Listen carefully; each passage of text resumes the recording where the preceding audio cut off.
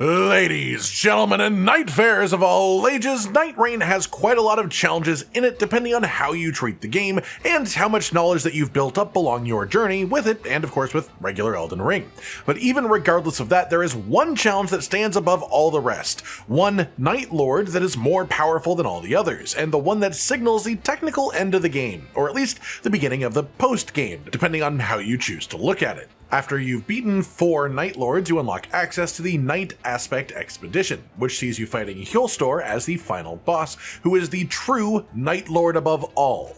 This is an expedition like any other until you reach the Nightlord himself, as he is a good step above the rest in a number of ways. So to start this off, let's go into detail on tips and advice for defeating this Nightlord, as well as just a bit of analysis of his more dangerous attacks so you know how to deal with them ahead of time, as one of the worst feelings in this game is making it all the way to the Nightlord just to have the whole party wiped by a single attack that you've never seen before. So if you want to avoid that with this guy especially, this is the section for you.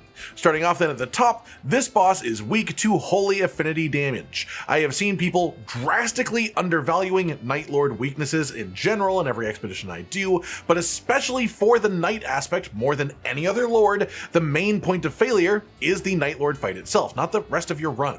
So if you want success, the best thing you can do to push the outcome in your favor is to have every member of your group with some sort of upgraded holy weapon by the end of Night 2. Even a dexterity scaling holy weapon being wielded by a strength scaling character will do better, more damage per hit, and more stagger buildup than a non-holy weapon that scales more correctly for that character. This applies to incantations, to bows, to ashes of war, or even just holy weapon damage in general. On top of bonus damage as a whole, you also get higher stagger buildup when fighting a Nightlord with their elemental weakness, and if you do enough holy damage, you get a proper holy flinch, which stops him in the middle of whatever animation he was in, makes him just sort of not move for a moment, letting you beat him up for free for a few seconds, and importantly, it applies a debuff to the boss that makes him do less damage to you, which you can see from the holy glow around him. So, holy damage is really good for this fight. On the opposite side of things, he is fully immune to poison, so poison won't do anything useful against him. He is also extremely resistant to bleed buildup, if not fully immune, as I have never seen a bleed proc actually trigger against him either. That covered then, let's move into phase 1 with the Shape of Night. When you first enter the room, the boss will be in his first form, just slowly RP walking towards you with one sword. In this form, he's just a guy with one sword. He's not too dangerous at all. He just uses sort of basic melee attacks, nothing special, but in the background you'll see me just sort of chain guarding against him as guardian so that you can see the actual animations of his attacks and see how he moves, his timing, stuff like that, just to help get that information into your brain before you go into the fight yourself. This first part of the first phase is quite simple. He does occasionally do a slight teleport, and for anyone who is planning to use a shield and guard against him, he does have a couple of moves where he'll wrap around behind you to try and sneak around your guard. But for the most part, again, this part is very easy. At 60% health in this first phase, he will enter his technical phase 2, in which he will take out his greatsword and start to attack you with 2 swords now, because he's got multiple arms. His attacks will get a bit faster as a result, he will get a bit more aggressive, his combos will chain longer, but again, at this stage, this is just standard melee swings. It's not too much worth specifically stopping to talk about. You'll get the idea if you just see them, see the timing, see the actual way they move. Once you get his health bar down to 0, you will get a loading screen and the proper fight will begin against Heolstor the Nightlord. At this point, the greatsword in his hands will activate and reveal itself properly as just being straight up Moonlight Greatsword, and now he has a lot more magic damage worked in his moveset in general, and so for this reason, if nothing else, magic damage negation is not a bad idea to bring into this fight if you can get it during the expedition. As for the attacks, now that they are a little bit more complex, he still has a lot more just standard melee combos, but he often starts right at the beginning by slamming his greatsword down on the first player to enter his range, then dealing damage in an area around him, and then after a moment he will slam down again, doing even more AoE damage. If he enters a stance and the Moonlight Greatsword starts to glow in his hands, it means he's about to do a proper Moonlight Greatsword projectile combo, which is going to be 2 spinning horizontal slashes that fire out magic projectiles in a forward arc, and then a powerful forward thrust to actually actually end the combo. This is generally easy to dodge, but you can also just sort of sneak behind him while he's in the animation and get free damage in during this from here, especially the 2 players that aren't being targeted if playing as a group. The other big main important thing to know in this phase is occasionally he will just sort of crouch down and the arena will go dark. Then he will summon a load of tracking magic projectiles above each player.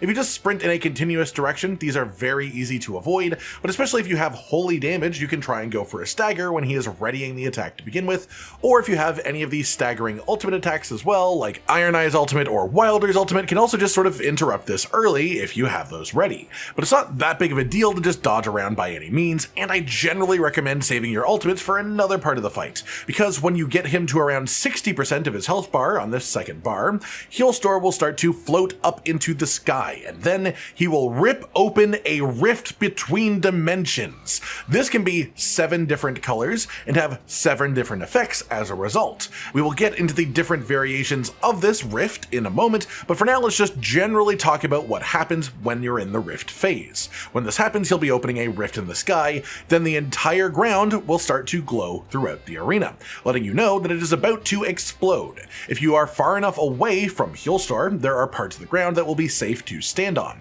Otherwise, you can iframe the explosion with a dodge roll, or if you have a big meaty great shield, you can even guard it fully just fine. And of course, it's worth noting that any weapon can technically guard any singular attack in the game, but you will likely lose your stamina doing so with this one.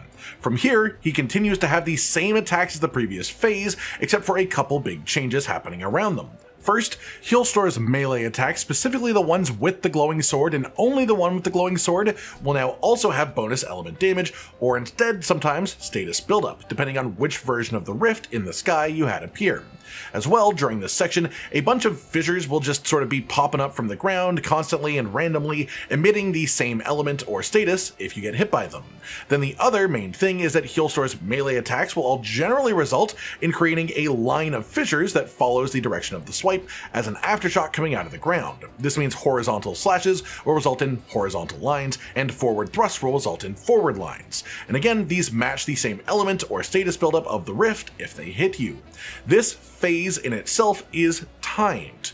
Everything is just way more dangerous while it's happening, and the actual timer on this, on the rift phase, is about 1 minute after Heolstor lands for the big explosion after opening the rift to begin with.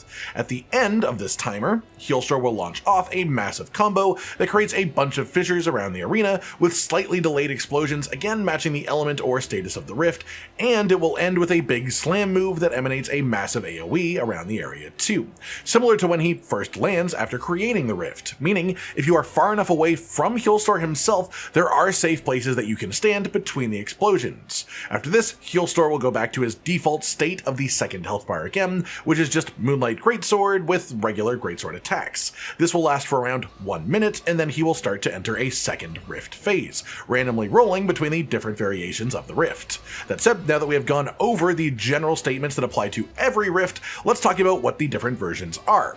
For my own fights, my friends' fights, and looking at loads of other people fighting them too, it seems there are 7 variations of the Sky Rift phase. And this is just theory as of this moment, but each of them does line up with the 7 other Nightlord bosses in the game too.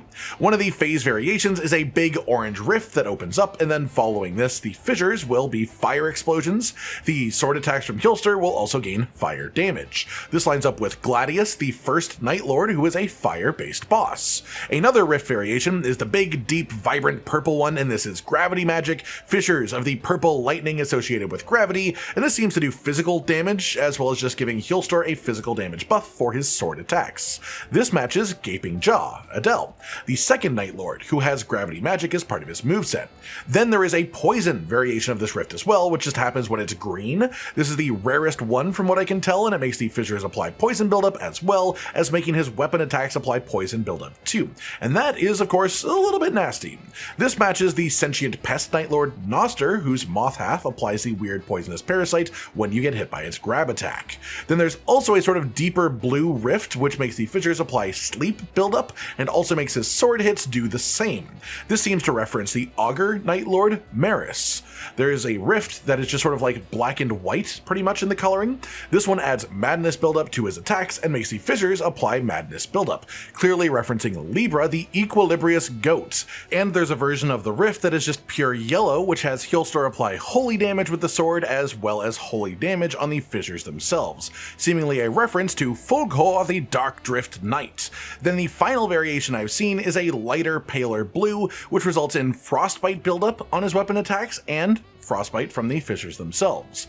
This then of course fits the final Nightlord, Caligo, the Fissure in the Fog.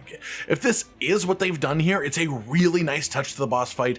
I love the idea behind the design of this fight in general, and I haven't seen people talking much about this part where he seems to take bits from the different Nightlords, which I think definitely deserves more attention and praise. But aside from that, it's obviously just good to know what the different options are that you might go against before heading into the fight. As a result of this phase specifically and the randomness within it, I put a lot more value on the dormant powers that give you just general increased ailment buildup resistance or increased general element damage negation during the expedition leading up to this specific boss, as this fight is like rolling a 7-sided die. Outside of that, for dealing with this phase in the moment it's happening, it's important to once again mention that this phase has a timer. The rift exists for 1 minute at most, sometimes even a little bit shorter, and then he does his big attack and goes into a much more manageable state for 1 minute afterwards. This means you can just sort of draw him out, play extra defensive while the rift is up, maybe even use your ultimates if you're playing a Nightfarer with an ultimate that flinches or staggers out of certain attacks to make it a bit easier, or just use them if you have ones that have iframes to protect you. Use any attacks that have iframes other than those as well, but for the most part, during the rift phase, you just want to focus on surviving, and then you can go full in on damage while the rift is on cooldown, so to say. It's worth mentioning as well that if you do hit a second rift before killing the boss, it's not necessarily going to be the same rift you had the first time. It is a fully random roll every time he does the attack, 1 in 7 chance of each. And while none of them are run-endingly bad if they pop up, things like sleep or madness are definitely a little bit awkward to deal with if you do have them proc against you. And poison could just eat through your flasks. That said, now that you know what the options are, you know how long it lasts, the fact that you can just sort of wait it out, and as a result, you should be much more prepared to go in onto the fight itself and get yourself that win over this boss. With all that covered then, the other main thing to talk about today is what happens after you defeat the night aspects. Well, aside from the standard end of expedition results, you will unlock some new options for purchase at the Small Jar Bazaar, including 2 absolutely cracked relics. One that increases rune acquisition for the whole party, gives you a stone sword key at the start of the expedition, and also gives you a discount for shop purchases made during an expedition, which is just a really nice set of 3 good effects. But this other one here is absolutely nuts. Green relic slot, partial HP restoration upon post-damage attacks, as well as Vigor +2 and Poise +2. The stat bonuses that gives you are just generally nice, but the main effect is the Bloodborne rally mechanic that the first line actually means. Get hit by an enemy, hit them back, and you'll restore some of the health that you lost. This is an effect that can randomly roll on relics, but is quite rare, and of course this one having Poise and Vigor on it too are a really good match for the main effect, so this is just a fantastic relic overall that is totally worth purchasing and using on melee characters specifically. The next main thing that instantly unlocks are skins. You can go to have a look at the wardrobe after you've defeated the Night aspect, and you will notice that after defeating him you will have 2 new skins for each Nightfarer that all cost 7,500 merc each to unlock. These are some of the coolest skins in the game as far as I'm concerned, full of references to prior Soulsborne games, and they just are a lot of fun in general, really, honestly. Then the final main thing to do is polish off your remembrances, the journal entries and the actual completable parts of that. Each character has separate progressions for the journal, and progressing it requires completed expeditions while using that character to progress them. So if you want full 100% completion of the game, you need to do the remembrances for each character, and of course, that will get you some special relics for each character too, as well as the remembrance skins for that Nightfarer as well. Aside from that, what's left is of course just to play the game more, farm more relics, find ones that are even better than the preset relics, or the remembrance relics too, because if you get get good enough RNG rolls, you can get ones that are better. But that is a more long-term goal, of course, if you just want a sort of objective as you continue to play the game for fun. That said, that's pretty much it. We know there are plans to add updates to the game in the near future, even one that is going to add bonus phases to existing Nightlords and sort of just rejuvenate the existing gameplay if you'd rather sort of chill now and wait for that to happen. But hey, this is what's up with the end of the game, the boss itself and some advice on how to beat it, and then what you have available to you to do afterwards. I hope you've all enjoyed this then, and hopefully it helps you out on your future expeditions. Like if you liked the video, subscribe to the notification bell for more, and most importantly, ladies and gentlemen, until next time, stay sweet. Josh, Cotton, and Hollow with the videos, dropping the humor like a hammer on your tippy toes, bringing entertainment on a daily arrangement to take our insanity and turn it into entertainment. Yes, I said entertainment twice, to reiterate that it is nice to look into your faces on a mostly daily basis when you let us in your homes to make the whole world a stage. Goodbye.